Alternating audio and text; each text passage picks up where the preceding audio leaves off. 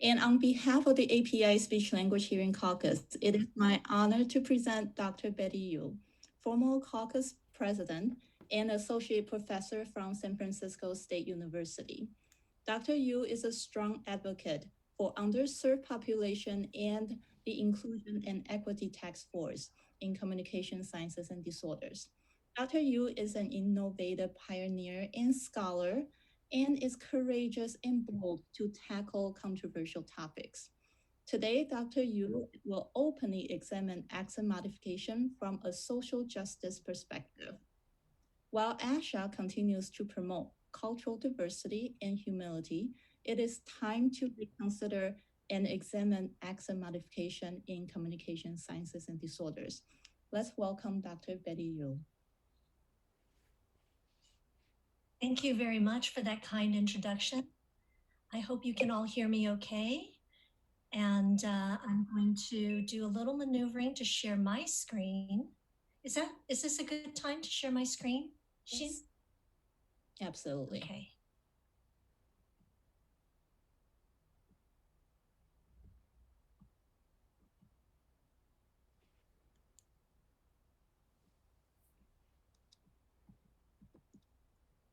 All right, and then give me just a minute to pull all of your faces up because I find it very disorienting to talk to nobody.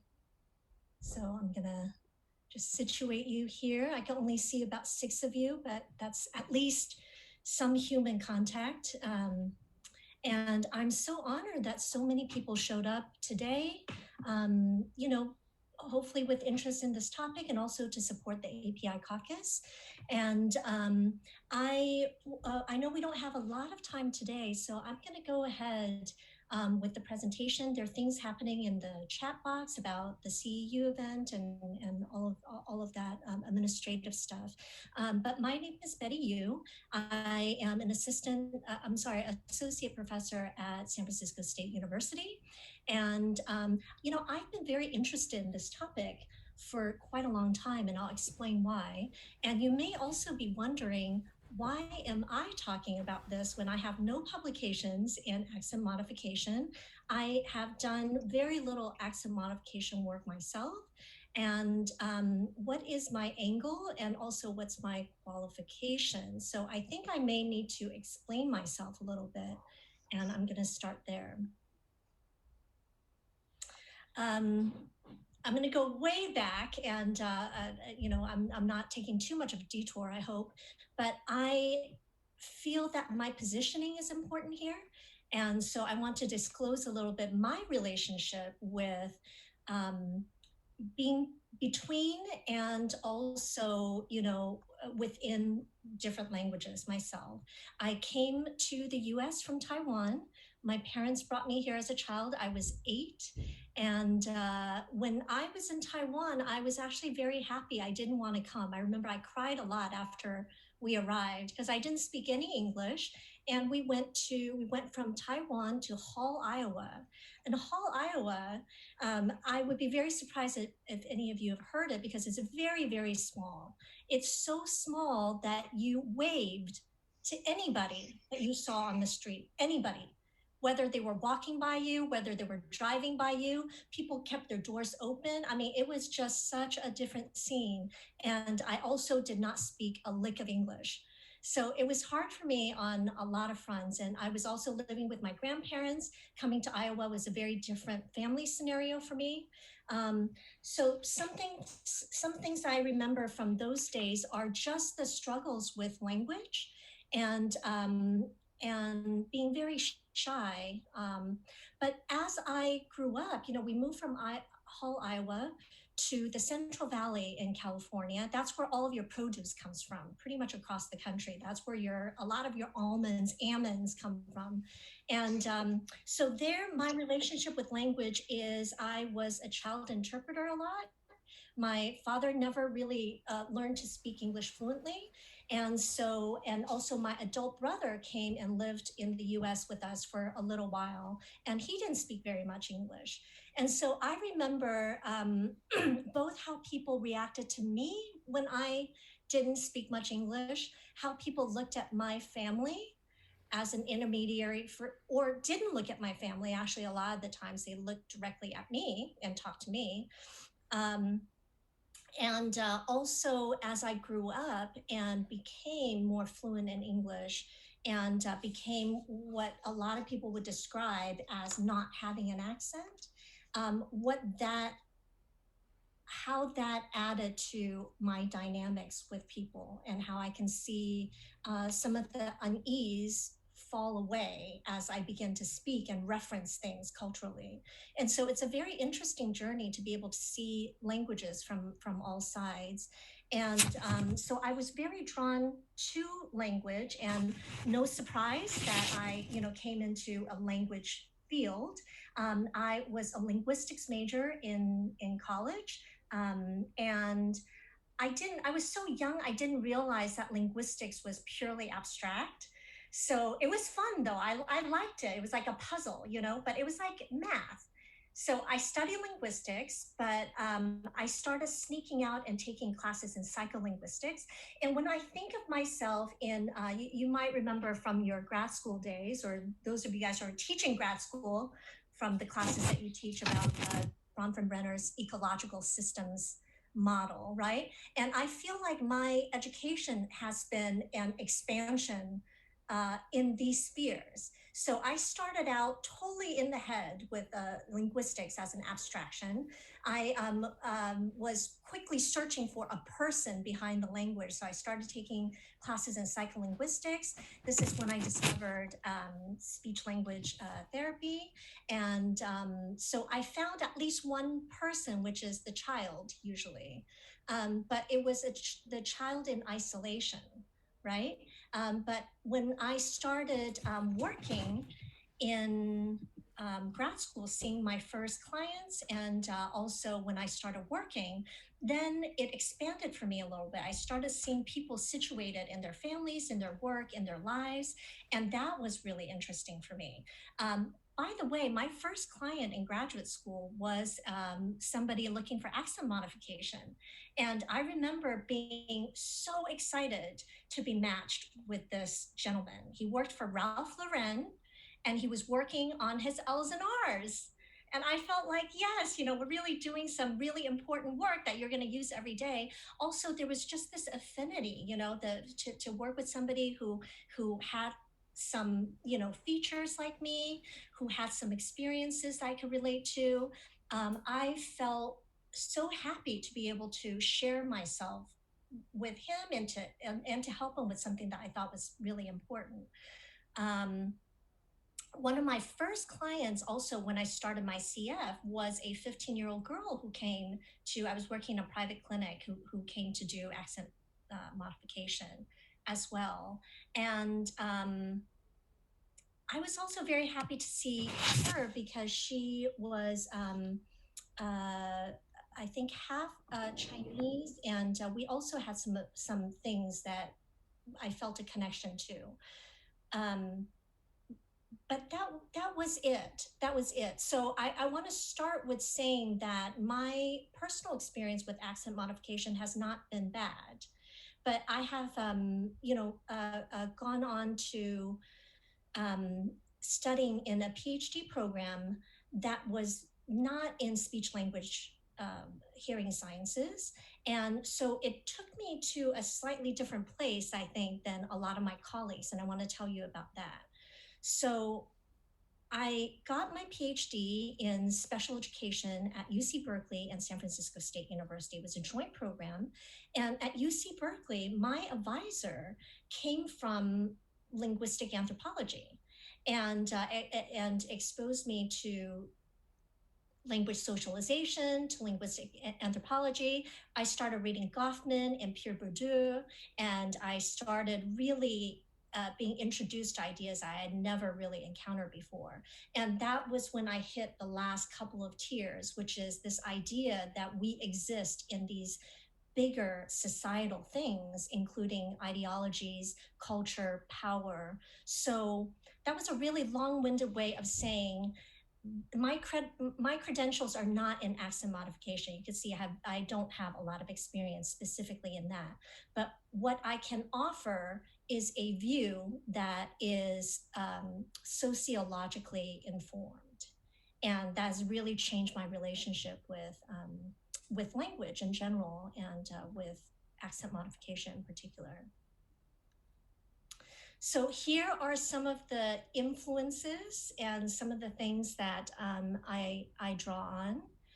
And also, I take the approach of thinking through problems of language through a critical lens now. And critical not in the conversational sense of I'm just going to pick everything apart, but critical means when you take a critical stance on things, you're looking at things in relationship to power.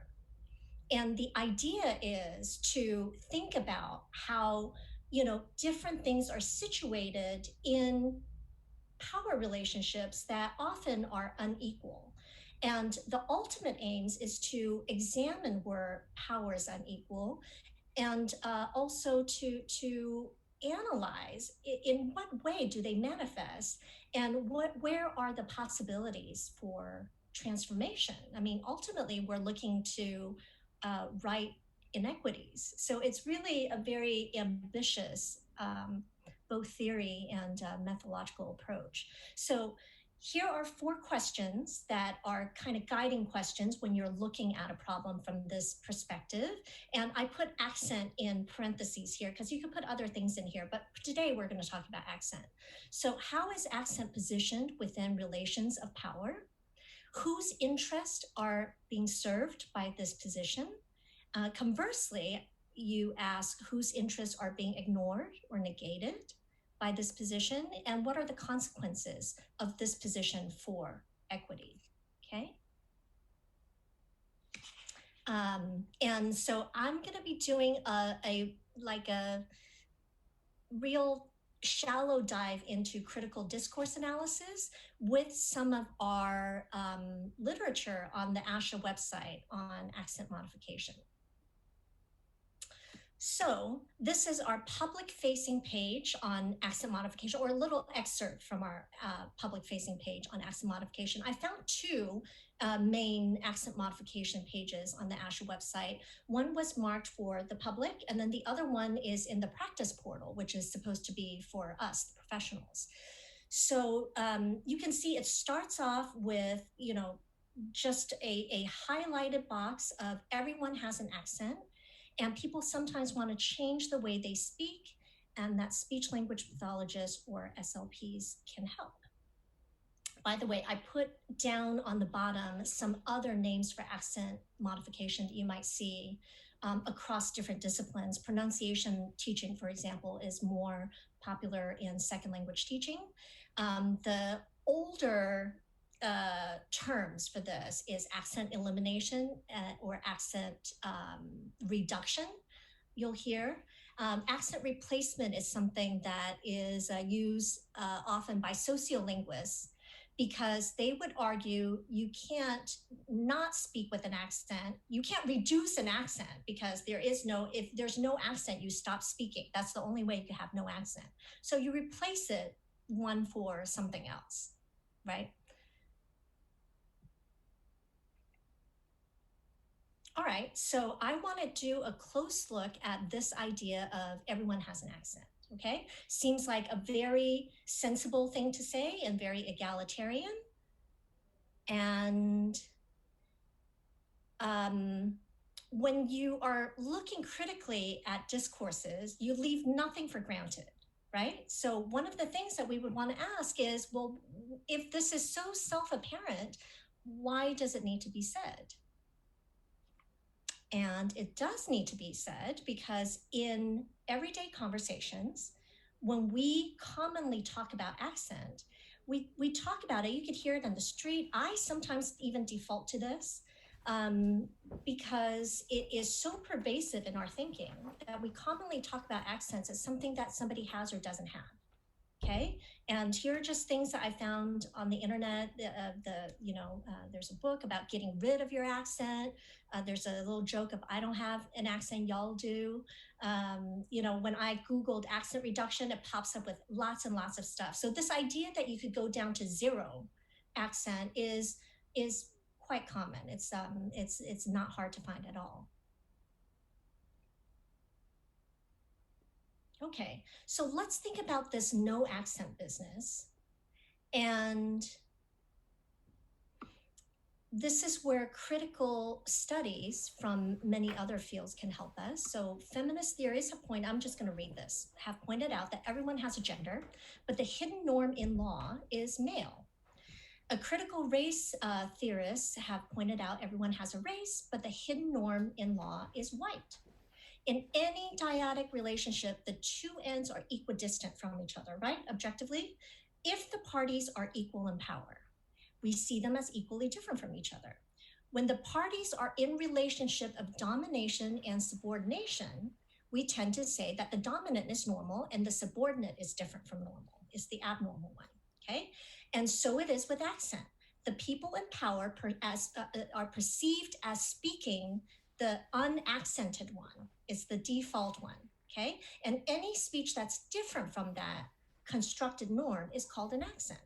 So it's not hard to follow why we end up talking like this. And this is an important thing to remember, because being able to refer to yourself as having no accent, and importantly, right, my dad could claim that he has no accent in English, and I don't think people would let him get away with that. People have to accept your claim, which means that you have societal energy behind you and some validation that's beyond yourself. So having that, being able to claim that and being able to be validated for that claim is a position of privilege. And in a society where language varieties are socially stratified, which, by the way, we live in such a society that our languages are socially stratified, meaning that there's a hierarchy, okay? There's a ranking. The position of this privilege is called linguistic security. And it means that the larger society validates your belief that your speech is the correct one, the standard one, the normal one, the default one, whatever you want to call it. And conversely, one can also feel linguistic insecurity. And this is a concept that, among others, has been coined by Leboff. So here's an important contrast that's already arising between the discourses that we're seeing in our discipline and what I'm trying to point out to you, which is if we take a power neutral perspective, then it is not a problem to say everyone has an accent and stop right there, full stop, right? But I can't. If I'm taking a sociological look at accents, then I need to say a lot more than that. And what I want to say is that even though it is a linguistic fact that everybody has an accent, it is a social fact that only speakers in a subordinate position have accents, okay? And I'm putting that in quotes because these are constructs. And this has a very important implication, which is those receiving accent modifications are not just anyone. And in our discourse, in our discipline, we don't call this out. Those receiving accent modification are overwhelmingly those who are linguistically oppressed.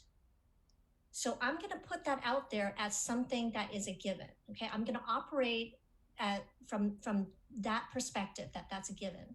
There are some exceptions. There might be people who are in theater or acting who are looking to switch to other accents, and it goes more multi-directional. But we'll see that there's a lot of a single direction movement in what you change your accent to, and also a hierarchical movement of where you're trying to go. All right, so here is another little bit, and I'm sorry, I must have accidentally deleted the URL. I believe this is also from the public facing side of our accent modification page. And I just want to point out, it says accent modification is an elective service sought by individuals who want to change or modify their speech patterns, and accents are variations in the execution of speech. Again, it sounds really egalitarian and non-problematic, but it does not reflect our reality. Okay, so if we're to take a sociological view at this, then I can take issue with the fact that it is gaslighting me a bit. So, although accent modification is commonly characterized as purely an elective service, if we understand the premise of linguistic oppression, then we'll be able to see that people make this choice under highly constrained conditions. So, if you have ever been in position to seek accent modification, which I know many people in the audience, because I am familiar with you, have, those were not neutral moments in your life. Something was on the line, right? It might have been your standing in your program. It might have been your chance at a promotion. It might have been some very strong suggestion that you improve yourself in some way that didn't really feel like a choice. So these constrained conditions could be you feeling the need to avoid something adverse coming your way, or the pursuit of something seductive. And usually the seductive promises are doors will open for you. People will understand you better, and you'll communicate more effectively. You'll feel more confident. But to be at the crossroads where you are pulled to make a decision for either of those reasons is actually quite uncomfortable.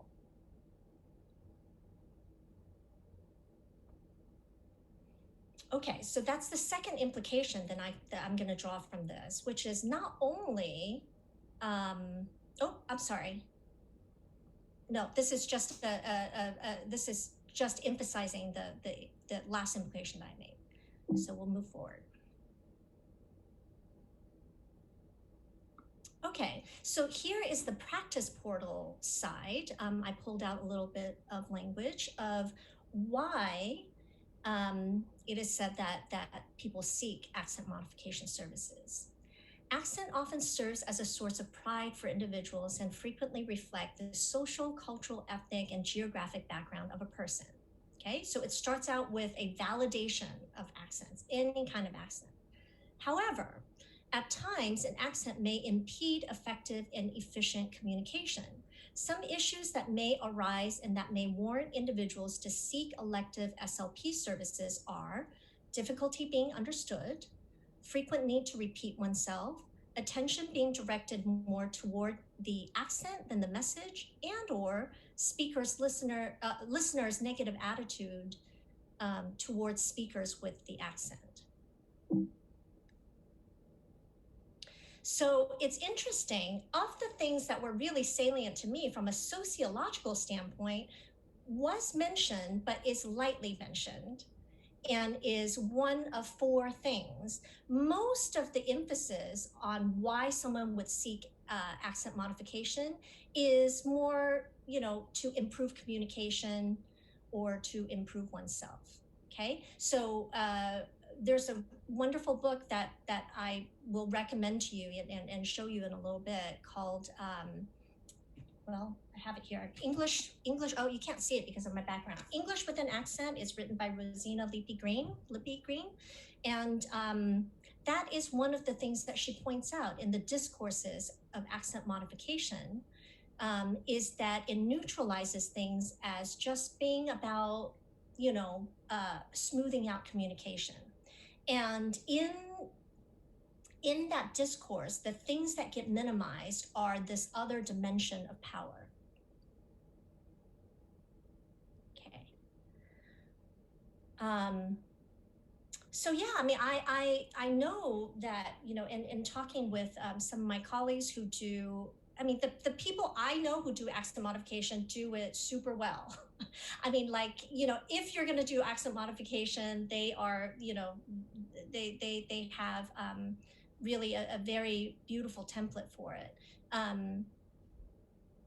But also in those conversations where we often arrive at is this idea of, well, I only work with clients who come and they want it for themselves, and of course it's not in my scope of practice, right, to suggest that somebody needs to change their accent. So this idea of the clients want it for themselves, and we talked about it a little bit in this idea of constrained choice, and I like to just give you some scholarship behind that this idea of the constrained choice is very very thoroughly talked about in sociology and anthropology.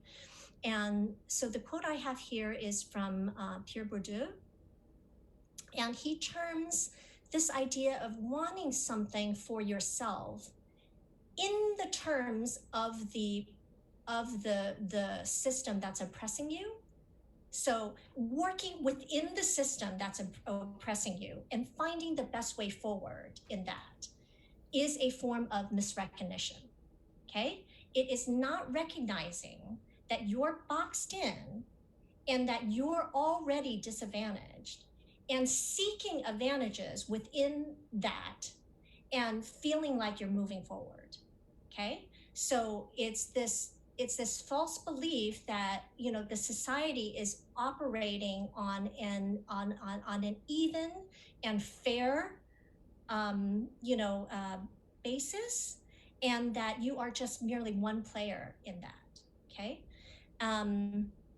so I would say that, and in my experience, this has been true as somebody who has lived a racialized experience in the U.S.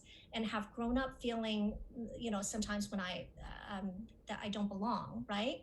That I often make choices to assimilate, like that maybe is not to my interest, but it moves me forward within the parameters of the situation that's been set up for me.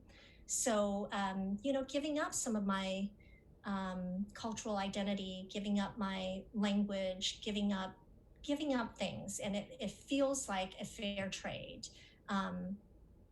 That is misrecognition. So people can make very clear-eyed choices that are nonetheless painful.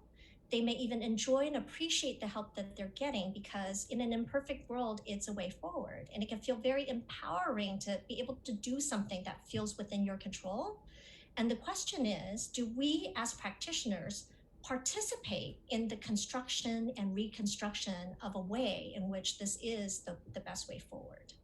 So construction and reconstruction is a very sociological term, right? Because we're talking about social constructs, and like any social construct, it requires constant upholding. And so every time we do something that gives it more money in the bank, and taking accent modification on the terms that is designated by the dominant rules of play is a form of that.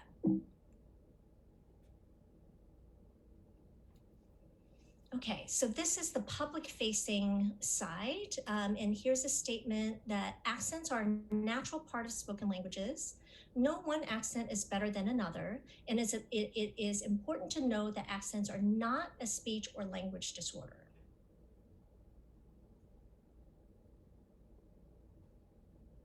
Okay, so now I'm gonna zero in on this sentence. No accent is better than another.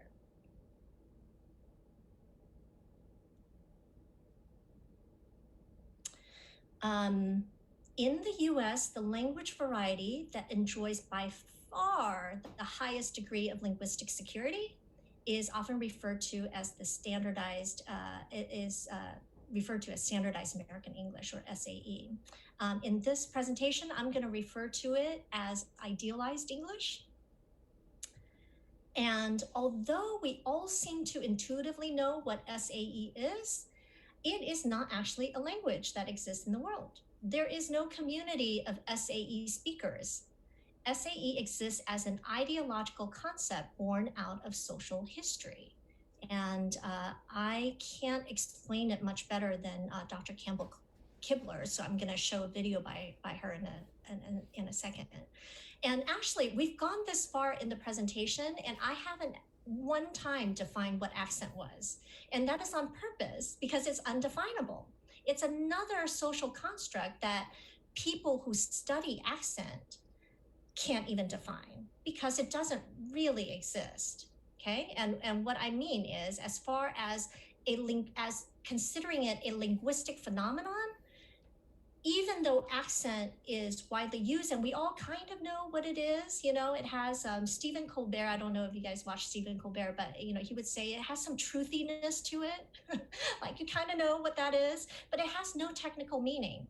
It's only definable in relationship to common perception and also in relationship between perceptions of one language versus another. So accent is also a social construction. So two social constructions that we're working with that is foundational to this practice. So here is Dr. Campbell Kibler. Well, so the first thing that I want you guys to get is that when we talk about correct English or standard French or any kind of standard version of a language, we're not really talking about the way people talk. We're not describing aspects of language that linguists like me can get a hold of. We're talking about the social history of a language, and that social history can happen in different ways.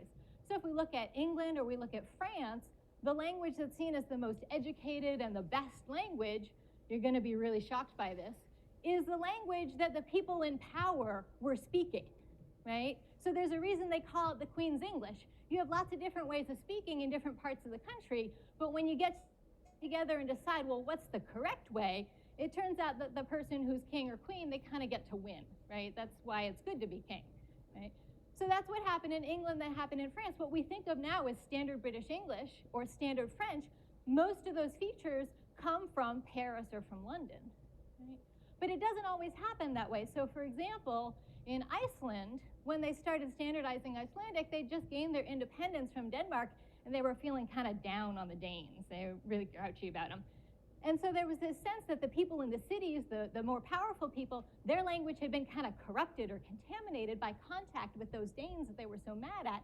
So it was the speech of the rural areas that had less power that were taken as the standard because they were seen as pure, right?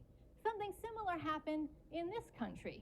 So for the first half or so of our time as a country, we didn't have a single American Standard English. Instead, there were regional standards. So if you wanted to sound educated, you wanted to sound good, you tried to sound like the rich people in whatever area you happened to be from. So if you were in New York and you wanted to sound educated, you tried to sound like a Roosevelt. So listen to the way Teddy here says his R's in term and party. They can make terms with the bosses who dominate the Republican Party.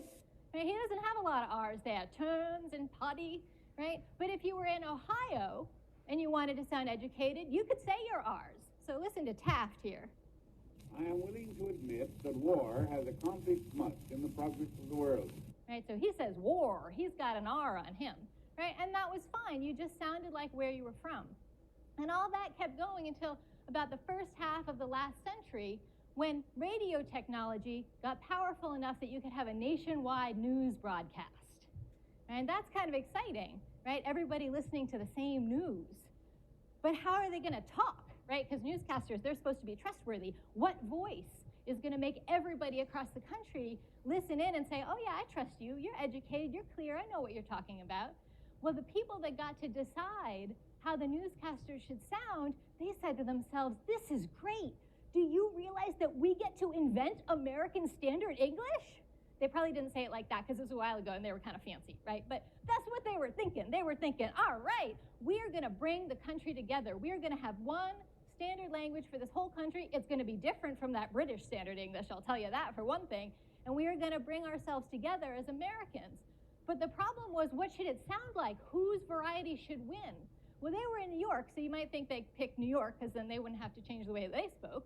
Or you could imagine they might pick Washington, D.C., right, because there's a seat of political power. But we had something kind of like Iceland going on here, where at the time that this decision was being made, it was a time of one of our periodic panics that we like to have in this country about immigration. And at the time, everyone was kind of freaking out about immigration from Eastern Europe and how it was changing or contaminating the East Coast cities in the US. And so they said, wait a second, what about the Midwest? That has a nice feel to it. There's not so many scary immigrants. The immigration history of the Midwest was a bit older at the time. And they thought, I really like the idea of the Midwest. You know, there's a lot of sort of Nordic farmers striding around, and we really like that idea. So let's go with the Midwest. And they very consciously picked this area to get to be the standard. And they started training their newscasters to sound like they were from here. So that worked out really well for people in Ohio, because now y'all get to be the good talkers, right? The way you're supposed to sound. So go you. But it turns out there's a linguistic twist to this story, because Ohio's migration history left it with a dialect boundary running right through the upper half, right? So this is a map from the Atlas of North American English. It's based on vowel patterns that are changing right now. So Ohioans in different parts of the state are getting more and more different from each other. So right here where we are now, we're in Columbus, we're in what we call the Midland, and it's changing in a way that sounds a bit like this young woman. Listen particularly to the way she says the word class. You know, I'm in classes now that are bigger than my entire class in my high school. So if you're from here, that might not sound remarkable at all, because this is how people are talking here, right? It's a little bit different than the way I say class. She's got a bit more like class, right? But I've got a young woman from the Cleveland area. She's going in kind of a different direction. She sounds a bit different. So listen to how she says class. Everyone's like, you know, how far do you have to walk to your class? And like 10 minutes, whatever, you know. Right? So class and class. There are a few other differences, but we'll just take that for now. So the challenge is, y'all got to be standard, right? You were defined as the Walter Cronkites of America. Congratulations. But now you're talking differently from each other. What are we going to do about that? Who gets to stay standard? Who gets to stay normal?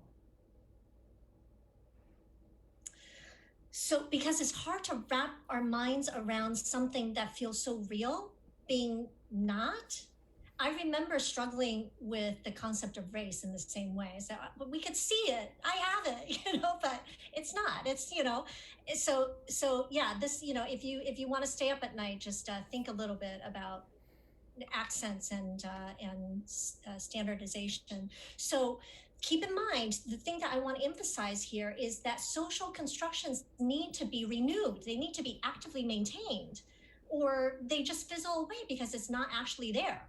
So, but you know what? It is very, very well maintained, both SAE and the idea of accents, because we're doing it. We are doing it by doing the kind of work that we do that moves people away from their native accents into something that is more standardized. We are renewing that construct. So the existence of SAE dominance and linguistic oppression requires our consent and cooperation. I think somebody, Yvette, might have written the manufactured consent is exactly that idea that Noam Chomsky talks about. So this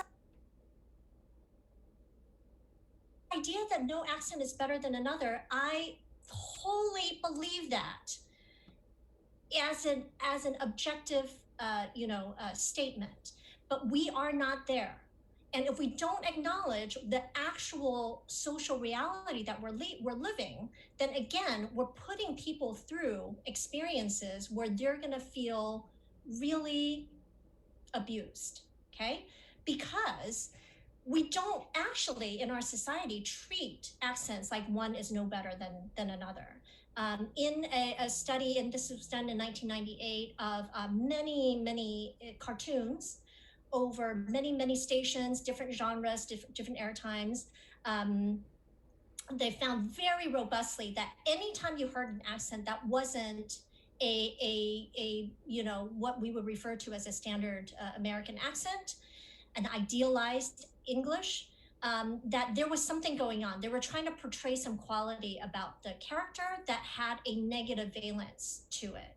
And even within that, there's a hierarchy of, so the first break is native or non-native, okay? Non-native, automatically something negative going on. But within the non-native, there's also a hierarchy. So for example, British English was used to cue as a code as elites or villain. So somebody very fancy or somebody, and not just like any underling villain, like the main villain, right? We're talking about, so there's this, it codes as intelligent, okay? So even in the negative portrayal, there's some, positive valence given to it. German and Slavic, it codes as villains.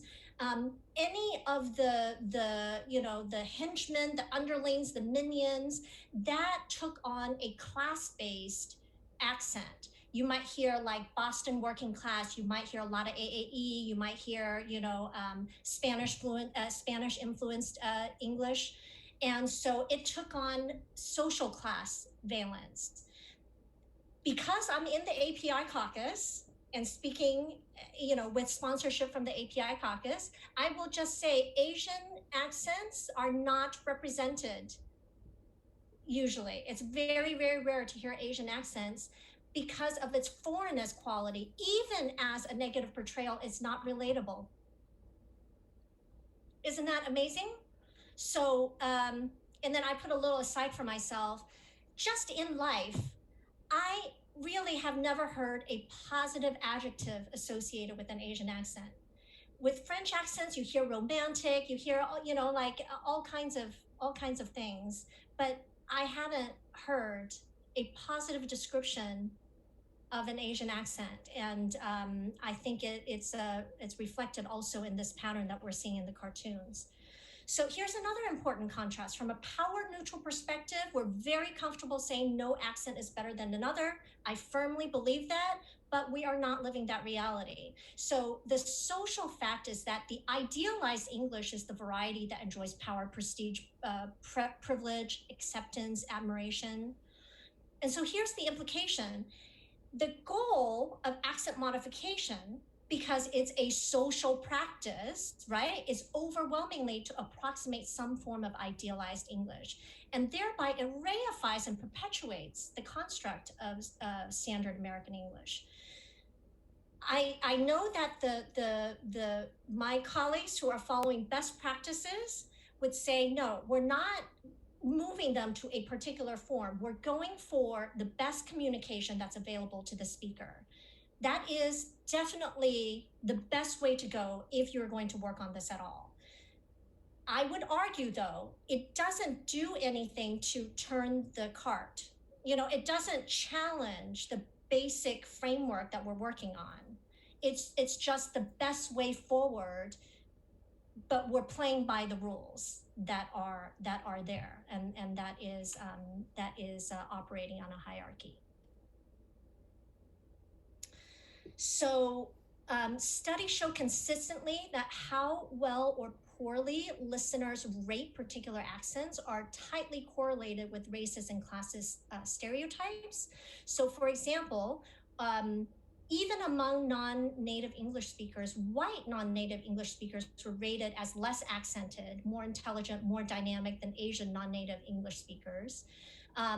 The last study, the third bullet here, is really interesting. It's a pretty simple study, but it's like, the results are very clear and kind of shocking, which is they took a recording of an astronomy lecture and played it to undergrads, recorded by the same person, okay? It's just the same recording. They played it under two conditions. One where the students are looking at a projected image of an Asian professor, and the other one where they're looking at a projected image of a white professor. And the students reported that they had trouble understanding the Asian professor. That is all. I have no more to say to that. That is very clear. So here's another little bit about how deep this goes, how young children start getting these messages, and how until this was pointed out to me, it didn't register on me because it was so normal.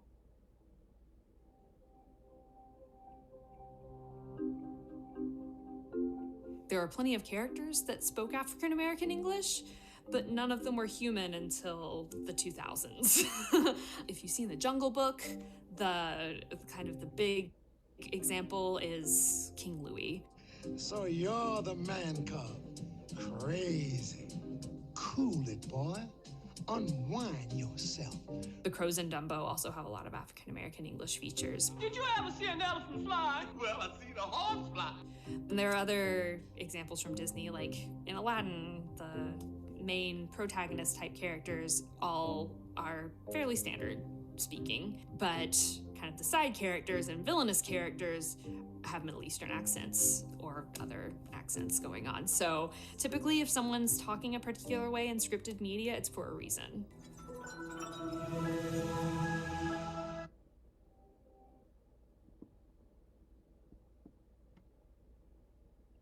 So I'm pulling another little bit. This is the professional facing side, the practice portal. And there's a statement under accent modification that it is not within the scope of the SLP to identify cases of accent discrimination. However, providers of accent modification services should be aware of this aspect of the Civil Rights Act, which, by the way, right before the statement, there's some information about the, accent discrimination, which is a whole other topic. It's actually quite difficult to get protection for linguistic discrimination. And be willing to inform their clients of this provision when appropriate. To me, this feels really, really hedgy. It feels like we're really backing away from our responsibility for the major dynamic that is underlying accent modification and accents and perception of accents. And it reminded me of the recent response to racism.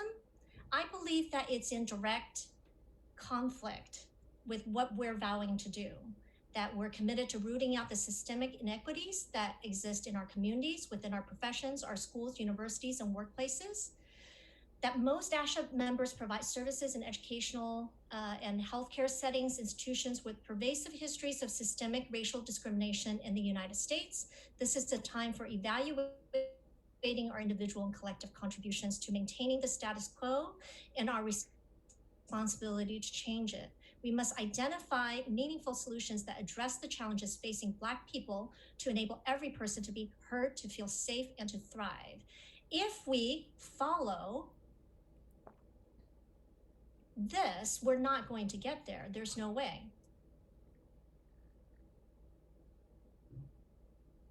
Okay, so here's the other contrast. Is from a power-neutral perspective, racism, classism, xenophobia, other discriminations that underlie discrimination of accents and other linguistic features are not acknowledged in either the practice portal page or the public webpage in ASHA. I don't see any of these words. At the most, there was one mention in the practice portal of discrimination, and that is in the context that I just showed you, to say that it's not in our scope of practice. And there was no mention of discrimination in the public-facing webpage, which is to say we are absolving our responsibility, and we're also not even willing to see it or talk about it if we see it. And if we don't do that, then there is no second step. There is nothing that we do about it because we're not even saying that it exists, right? So from a power-aware perspective, linguistic oppression and the phenomenon of accents as problems, it cannot, whether it's a problem for you, for somebody else, whatever it is, whatever problem people are coming to see you with, it cannot be understood nor addressed without an understanding of the ways in which it is inseparable from other forms of oppression. So the person seeking accent modification, unless we take a power-aware perspective, they will struggle under our care, and they will struggle in vain to address the actual pains that they're coming to you with, and the causes of which do not lie in their accents changing. So, can't really get into the relationship between language, race, and other forms of oppression, but I have some really great recommendations for you. The handouts are available to you, and you have access to all of these references. And here are definitely some of the ones that have opened my mind quite a lot. And then this is a really fun little thing. It's an art installation, and the video, I think, is a little bit over an hour long. And this artist try to go through accent modification to get her parents' accent, and then her parents try to get a standard, the idealized English accent, idealized American accent. And they recorded the whole thing, and it's just fascinating. Okay, so this asymmetry, and I think somebody had noted in the chat that when I was looking at it, is that, you know, there's a lot of asymmetries going on. For example, that a practitioner who's learning English as a second language, we expect them to speak near native-like English proficiency. But if we go practice in Guatemala, you know, they really applaud us for just trying. You know, so anytime you see asymmetry like that, you know power is at play. So here's another asymmetrical burden is in the public facing page, ASHA has a few statements about, you know, they identified, right, you know, some of the difficulties that could come up with accent, and the only solutions that we have identified in our discipline is you change. You change. You may feel differently if you have a different accent. You can learn how to change the way you say words. Okay? But in a power aware world, we would never do that to somebody who is already suffering, right? Why should they carry the burden of that? Here's another example of that asymmetrical burden. This is the practice facing side. In most cases, the goal of accent modification is to improve an individual's intelligibility so that others are able to comprehend their speech without their accent being the distraction. We talked earlier about, right, that comprehension is an active thing that you do. You know, it's not something that just happens to you, and a lot happens in your willingness or unwillingness to comprehend. Here's another quote. It's not realistic to expect that individuals will eliminate their accent and sound like native English speakers. A more achievable goal may be to improve intelligibility and communicative effectiveness by the SLP teaching the individual combination of pronunciation, syntactic, and intonational skills. Again, you know, I'm happy that there's this acknowledgement that it's really unrealistic for people to eliminate their accent. Again, you know, eliminate meaning that it goes down to zero, and we know that then they would have to stop talking. But again, there's this focus on changing structural aspects of how the individual is talking, as opposed to anything about the larger societal conditions that they're living under. And examples of the work, I mean, it's quite a lot of work, actually, we know. So here's another asymmetrical burden, is that we see again and again that when native speakers of US English are confronted with an accent which is unfamiliar to them, they feel perfectly empowered to reject their responsibility and to demand that the person with the accent carry the majority of the burden in the communicative act. Conversely, when an idealized English speaker comes in contact with another idealized English speaker who's nonetheless incoherent or unclear, you know, the first response is not to reject the communicative burden, but to take other factors into consideration and work harder at establishing that understanding. We know this because this is our work, right? I mean, we wouldn't demand somebody who is, you know, communicating primarily through AAC to carry all the burden of the communication. You meet people halfway, but this is not the way that we're treating people who speak in not idealized ways. If your father, you know, were to lose, you know, because of aphasia, to lose their ability to speak clearly, you would, of course, do anything you can to, you know, to achieve successful communication anyway. But we seem to be more willing to absolve ourselves of that responsibility when it comes to speakers of unidealized accents. So, I mean, what I would love to hear what you think are the solutions, because I don't have that. I mean, this is going to take work from our entire discipline, but I don't know why we don't have listening clinics. You know, I mean, studies show that listeners can actually significantly increase their ability to understand unfamiliar accents in relatively short time and very effectively. Plus, they have the added benefit of having more cultural reciprocity and responsivity. So could we think about, right, if accent rests in this state of unequal power, could we at the very least, every time we try and change an individual's accent, do double the work in changing the attitudes and abilities and competencies of the people around them, right? And of course, underlying the inability to understand an accent that's unfamiliar to you, is the connectedness with that unwillingness. It's not an inability, the unwillingness, right, to do that, and how it ties in with other forms of discrimination. So communication, is it the speaker's responsibility? I would argue not. Although right now in our disciplinary discourse, it's cast only as that. Communication, if we think of it as a shared responsibility, when it breaks down, there is a mutual responsibility for everyone who's involved to participate in that repair.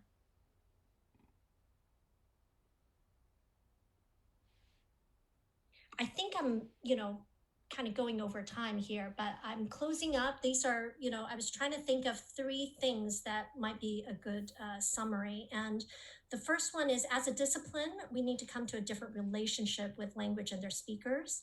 Our current discourse and approach to linguistic diversity is and will remain problematic if we stick with an accent modification frame of thinking. If we don't actively resist the status quo, then we're supporting it. We cannot claim to be for linguistic diversity when we don't acknowledge the fundamental influence of linguistic dominance and subordination and accent construction and in our roles in that construction. So this is a hard lesson that I've learned, which is that to further the agenda of discrimination, it requires nothing from us. It requires us to do nothing because the momentum is already going that way. You just have to go about your normal business. For it to go any other direction, it requires a lot from us. So I am not here to call anybody a racist or somebody who discriminates. And if I think about my participation in racism because I have a job in a large institution and the admissions process into our graduate program. I mean, if we really tear that apart, I know that we're putting filters that shouldn't be there. And I really have a strong, strong commitment to anti-racism, but it doesn't matter. Your intentions don't matter. Your intentions don't matter when the system is so much bigger than us. So it takes being aware of what's there and what keeps going with or without us, unless we're willing to talk about it and do something different. The second point that I wanted to highlight is that we must abandon the approach of placing the burden of change and accommodation on the minoritized speaker. All efforts at increasing communication efficacy should expect effort from all participants involved.